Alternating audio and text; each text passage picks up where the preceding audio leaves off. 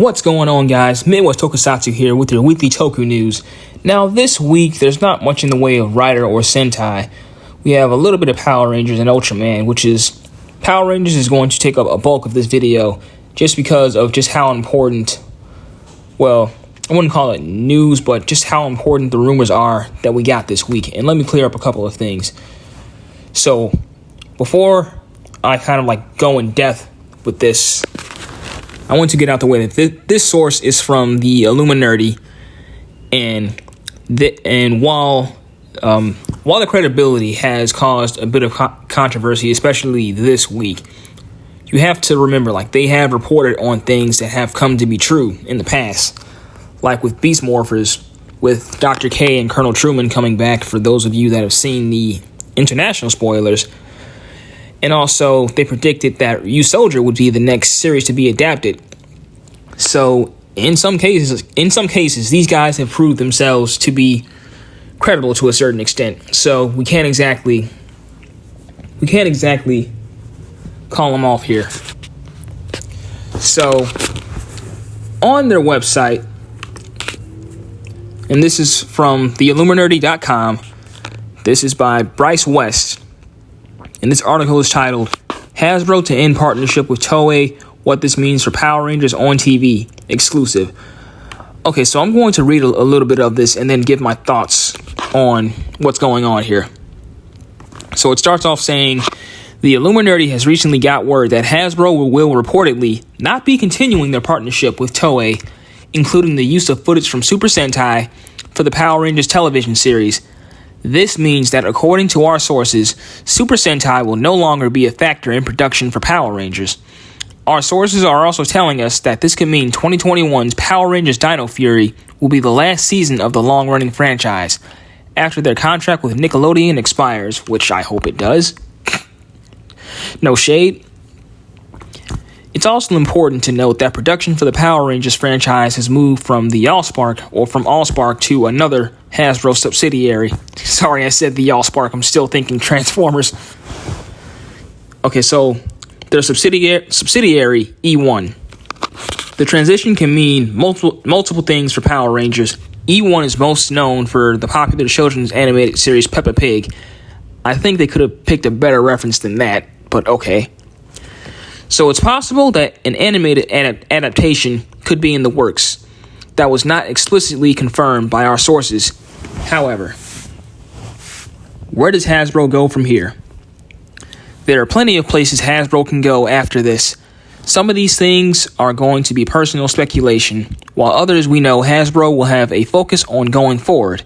I will make it very clear what is speculation and what has been confirmed by our sources. In my personal opinion, well, not mine, but the writer of this article. So in their personal opinion, I would think it would be beneficial for Hasbro to move on to an animated series going forward. Fans for years have expressed interest in a Power Rangers animated series, and if Boom Comics have proved anything, it's that these characters can have amazing storylines when they aren't being restricted by existing footage or, preschool level writing. They could also adapt certain storylines from the comics, such as Shattered Grid, to bring fans in.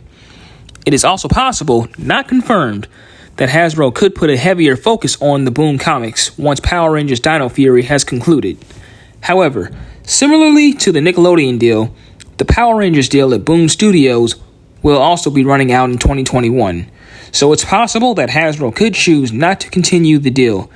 Considering the success of the comics, however, I have a hard time believing that Hasbro would want to stop their partnership with Boom Studios. Now, another thing that our sources have confirmed is that Hasbro is committed to their upcoming Power Rangers movie that is in development over at Paramount. We will have more information about the new movie within the next couple of days, so be sure to stay tuned for that. So it kind of ends there for the most part.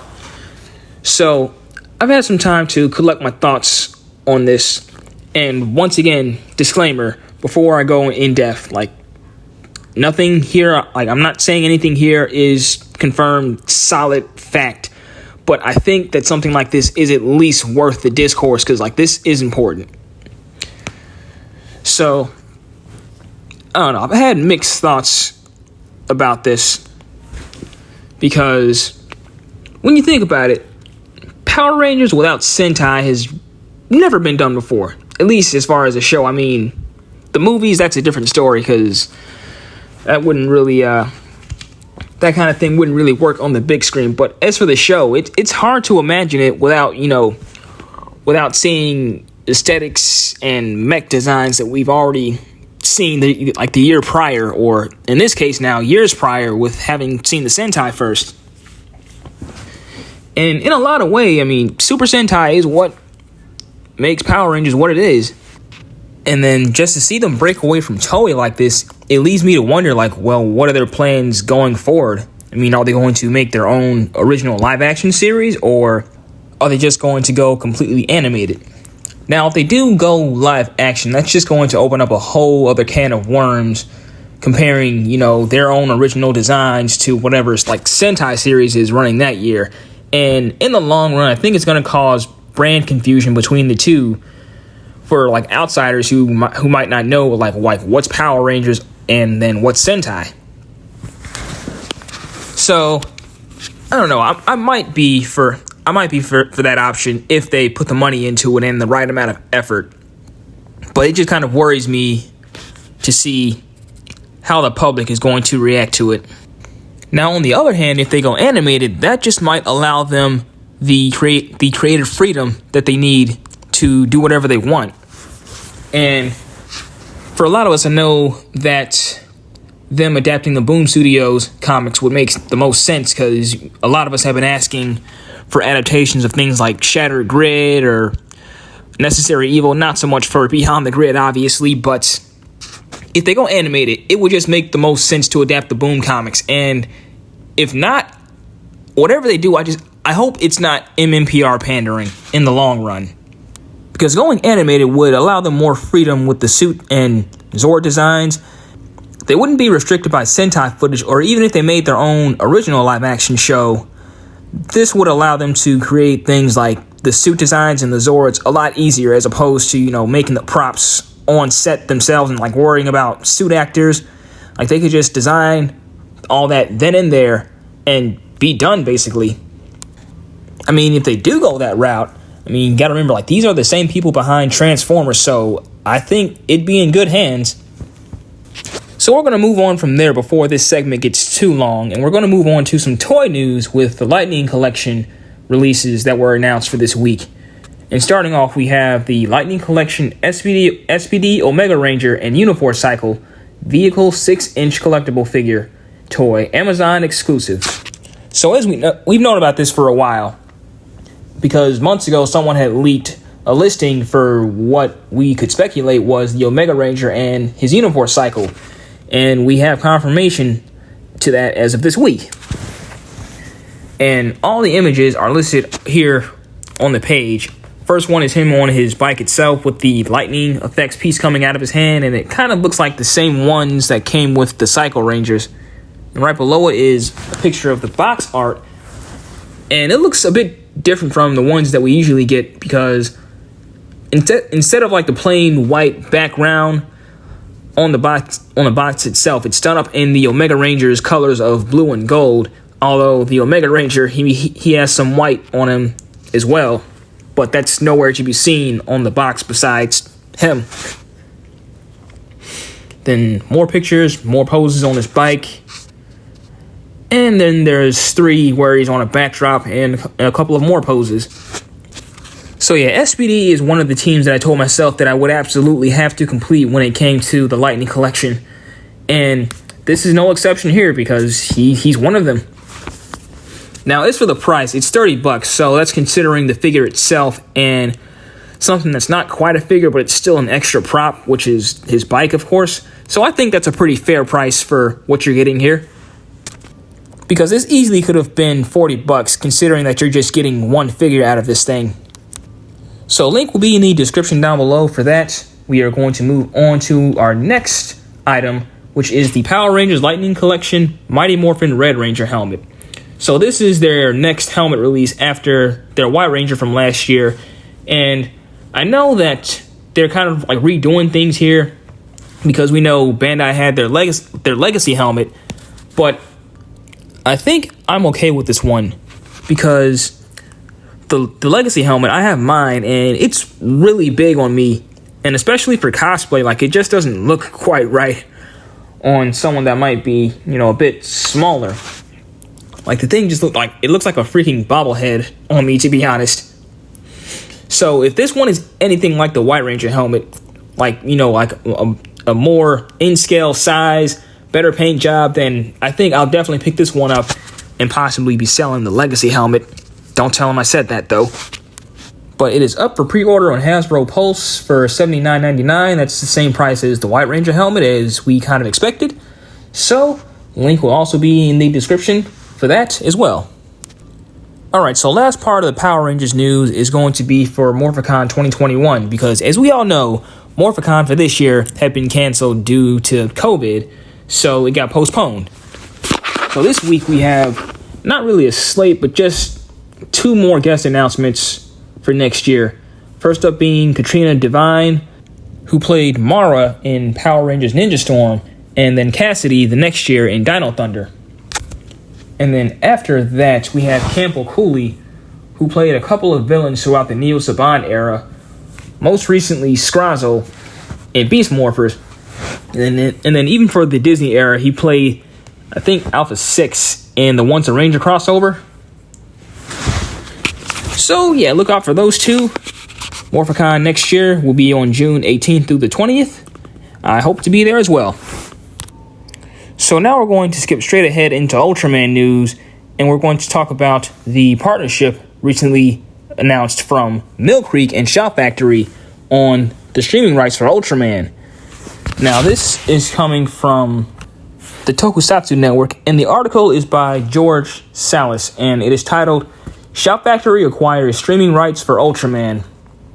And it reads, Shout Factory has announced its partnership with Mill Creek to bring Super Rise Ultraman series of shows to North America via its VOD, Video on Demand, and Tokusatsu streaming platforms. The deal will run multiple years and features more than 1,000 episodes of the Ultra franchise, as well as 20 movies. Some of the shows included in the deal are Ultraman, Ultra 7, Ultraman Gaia, Ultraman Mabius, Ultraman Orb, Ultraman Geed, among many others. The press release reads, Los Angeles and Minneapolis, July 10th, 2020, Shout Factory, a multi-platform media company, and Mill Creek Entertainment announced a landmark distribution alliance to bring Super Ride Productions' iconic Ultraman superhero library to streaming entertainment platforms in North America. The announcement was made today by Shout Factory's founders and CEOs Bob Emmer and Garson Foos, Jeff Hain, SVP of Mill Creek Entertainment, Shout's Senior Vice President of Digital Enterprises, and Shout Factory TV, Gene Powell, and Jordan Fields, Shout's Vice President of Acquisitions. The multi-year alliance provides Shout Factory and its multi-platform streaming service, Shout Factory TV, with exclusive SVOD and AVOD digital rights in the US and Canada to Super Rise's expansive catalog of Ultraman properties, including more than 1,100 episodes and 20 movies. Iconic series and popular movies include Ultra Q, Ultraman, Ultra 7, Return of Ultraman, Ultraman Ace, Ultraman Taro, Ultraman Gaia the Battle in Hyperspace, Ultraman Cosmos, sorry guys, this is a mouthful, just bear with me, Ultraman Nexus, Ultraman Max, Ultraman Mabius, and Ultraman Brothers, Mega Monster Battle, Ultra Galaxy, the movie Ultraman Saga, Ultraman Ginga S, Ultraman X, Ultraman Orb, Ultraman Geed, and the long list of notable titles. Shout Factory TV plans an aggressive rollout of Ultraman pop culture properties on its new Tokusatsu streaming channel this year, including individual programs as well as complete series. As excitement builds, Shout Factory TV, in collaboration with Super Riot Productions and Indigo Entertainment, will announce additional news and activities in forthcoming months. So it continues from there, but I want to kind of stop there and give my 2 cents before this goes on for too long. So, in my opinion, this is really good news, because ever since Tokusatsu announced their lineup, they advertised that they had Ultraman, although the only series they had at the time was Ultraman Leo. So now for them to partner up with Mill Creek, this makes a whole lot of sense, because Mill Creek they'll still have the physical releases, while Shout Factory, they'll have streaming. So this just makes so much sense for them to go this route. And I really gotta say, like, Subaraya has really been doing a superb job at pushing Ultraman out here in the States. It's just gotten so much bigger within like the last year, between the anime, the releases for Mill Creek, and then even the simulcast that they're doing for the current series, Ultraman Z. And this news is actually coming off the heels of Ultraman Day, which is actually my next topic. So as of this recording, it is Ultraman Day, and it was celebrated on Twitch TV in a panel hosted by Subaraya Productions, Elevated Gamer, Mill Creek, and Ultraman Galaxy. While I didn't catch it, this is actually where the news about Mill Creek and Shout was dropped. So our last bit of news isn't really news, but it's actually a birthday wish for Eiji Subaraya, and we know him as the creator of the Ultra series, and his birthday was this past week, July 7th, and he was born in 1901. So happy birthday, Mr. Subaraya. So that's about all I have for you this week, so be sure to like, comment, and subscribe. Like me at Facebook on Midwest Tokusatsu. We are also on Instagram and Twitter and Patreon as well, and this is your captain, signing out.